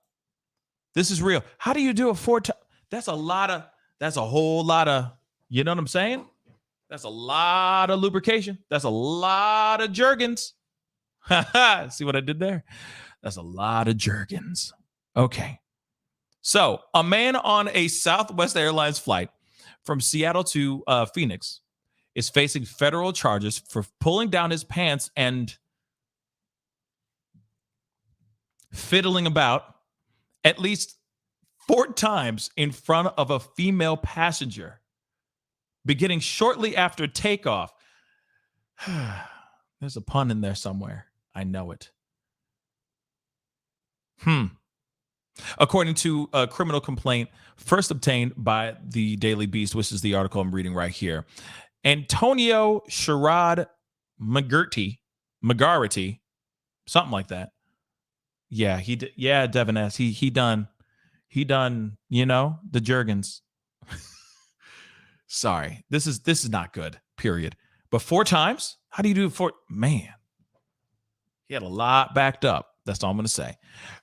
So Antonio McGarity, that's a weird name. Is he like Italian and Irish at the same time? He must be. But because Antonio and then McGarity just sounds like, you know what I'm saying? But anyway, Antonio McGarity was arrested by officers from the Phoenix Police Department when Southwest Flight 3814 landed at Sky Harbor International Airport on Saturday, the complaint states. However, McGarity told cops that he didn't do anything wrong and, in fact, thought it was kind of kinky. So he thought he was being kinky by pulling out his wang. Yeah, it says. The incident started earlier on in a 3-hour flight when McGarity commenced his indelicate behavior, the filing alleges. McGarity was seated in seat 11F, and the female witness was seated in 11E, the complaint states. Shortly after takeoff, and while the aircraft was in the air, this man pulls out his love handle, I don't know, by pulling down his pants and shorts and begins going to town on himself. There we go. When the female seated next to him noticed the lewd behavior, which shouldn't take very much time. I mean, if she was sitting right next to him, you know what I'm saying? How long does it take for you to realize that somebody's next to you just wailing on themselves? Just saying. Anyway, I'm sorry. When the female seated next to him noticed that noticed the lewd behavior, get this, she began taking pictures of McGarity. When he fell asleep after, this can't be real. I'm sorry, yo. Okay, so she pulls out her phone and starts taking photos of McGarity. When he fell asleep after taking care of himself for roughly an hour, the female passenger told a crew member about what she had witnessed and was allowed to move to another seat. What? So was he asleep for an hour, or was he wailing on himself for an hour? I'm just saying. He was going in for an hour? Damn. I'm sorry. The complaint states that when the Southwest Airlines flight landed, Phoenix police officers interviewed the woman, who reiterated she had seen McGarity taking care of himself on 4 separate occasions using both his left and right hands. McGarity was also interviewed by FBI agents who allegedly admitted to his behavior on the flight. McGarity advised he asked the female witness if she minded if he masturbates. According to McGarity, the female witness put her hands in the air and said, "It really doesn't matter." I'm sorry. Hold on. So he turns over and says, "Excuse me, do you mind if I just, choke the chicken right next to you? You don't mind?" And this lady who's sitting right next to him throws her hands up in the air and says, it really doesn't matter. It's fine. Okay. McGarity thought the response was kind of kinky and believed the female was comfortable with him masturbating. The complaint adds. In a statement to the Daily Beast, the Southwest spokesperson said McGarity had been slapped with a lifetime ban about time. On April 2nd, we received reports of inappropriate customer behavior on Flight 3814 from, I guess that's Seattle to Phoenix. The situation was reported to crew members while in flight, and the captain contacted law enforcement to meet the aircraft upon arrival. The airline said, "We immediately placed the passenger on our no-fly list, resulting in a lifetime ban from traveling on Southwest." It was not immediately clear if McGarity had retained a lawyer. Wow. So that is the craziest thing. Can you imagine? You're sitting there on a flight, somebody just goes, instead of them going, "Can you grab the pillow or the comforter, the blanket from up, from up above real quick?" He's going, "You mind if I just masturbate real quick?" And you just go, "It doesn't even matter. It doesn't even matter. Just I'm sorry. How does that happen? How does that happen, y'all? He had a lot in the chamber, though. 4 times. 4. That is insane, y'all. Some people, I get it. I get it. But really, that flight was that long. It was so long that you had time to do it 4 times. No wonder he took a nap. He was tired as hell. Damn. 4 times. Not just once. I mean, just the fact that he was able to get it done once on a plane right next to the girl is amazing. I'm surprised. What about everybody else? There's nobody around seeing this? No one else like down the same road and see some, you know what I mean? Some action. He was using both hands too. It wasn't just one and he was just like waving with the other one. He was using both. Like, how do you do that? You know what I'm saying? Treating himself like he was a shake weight. I'm done. You mind if I? It doesn't even matter. Just do it, bro. It doesn't even matter. Oh my God. Somebody needed to take his pills. He took a nap after an hour of doing that. Oh, wow. Wow. Wow. Wow. Wow. I am sure. Thank you so much for the $10 super chat. 4 times? Was he trying to breed on the plane? He was trying to breed the plane. Yup. Have a little baby kids, baby planes. You know what I'm saying? Oh, my Lord. My Lord. Well, Antonio McGarty got a little jerky on the damn plane, and that's just straight up sad. You know, couldn't you have just waited? You know what I'm saying? Why right then and there? And he obviously was in his own world. But the girl, even so, the girl took a photo, was taking photos. Damn, literally taking photos. Of course he thought it was kind of kinky. He didn't know what she was doing with those photos. He might have thought that he was turning her on. And then she's just like, oh, look at you pulling out your, you know what I mean? Little soldier there. You know what I'm saying? And then she just starts taking photos of this. And he's like, yeah, you like this? That's literally what just happened. I'm done. I'm done with the world. I am done with the world. 4 times, guys. He successfully climaxed 4 times and then took a nap for an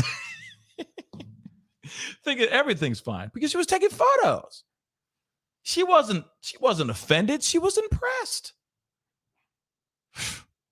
Unbelievable. Anyway, guys, that is the show for you guys today. I really do appreciate you guys for being on. Thank you guys so much. Had to have a little bit of fun. You know what I'm saying? Something non-Will Smithy, you know what I'm saying, to talk about. But I appreciate all y'all for being on, having a conversation with me today. I really do appreciate all the super chats. Shout out to all my mods. You guys are all incredible. Thank you so much for holding it down in the chat room. I really appreciate it. Man, it's been great meeting all you guys, having conversations with you guys, sharing laughs with you guys. It really does mean a lot. Please do not forget to hit that like button down below. Hit that like button, you know what I'm saying? Send those likes all the way up, as many likes as you can get in there. I'd really, really appreciate it. Thank you so much, okay? And of course, do not forget to hit that like button down below. Hit that subscribe button down below. Really, it'd be great to have you a part of the Pascal Show family, marching our way towards 100,000 subscribers. I'm working hard out here, guys. So show that support any way you can. Anyway, guys, it's time to get going. I got so many more stories to talk with you guys about. We're going to get into it, I promise you. Until next time, be good to yourselves. Be good to one another. And I'll see you guys in the next show. This is the Pascal Show. Bye. 4 times, man. 4 times.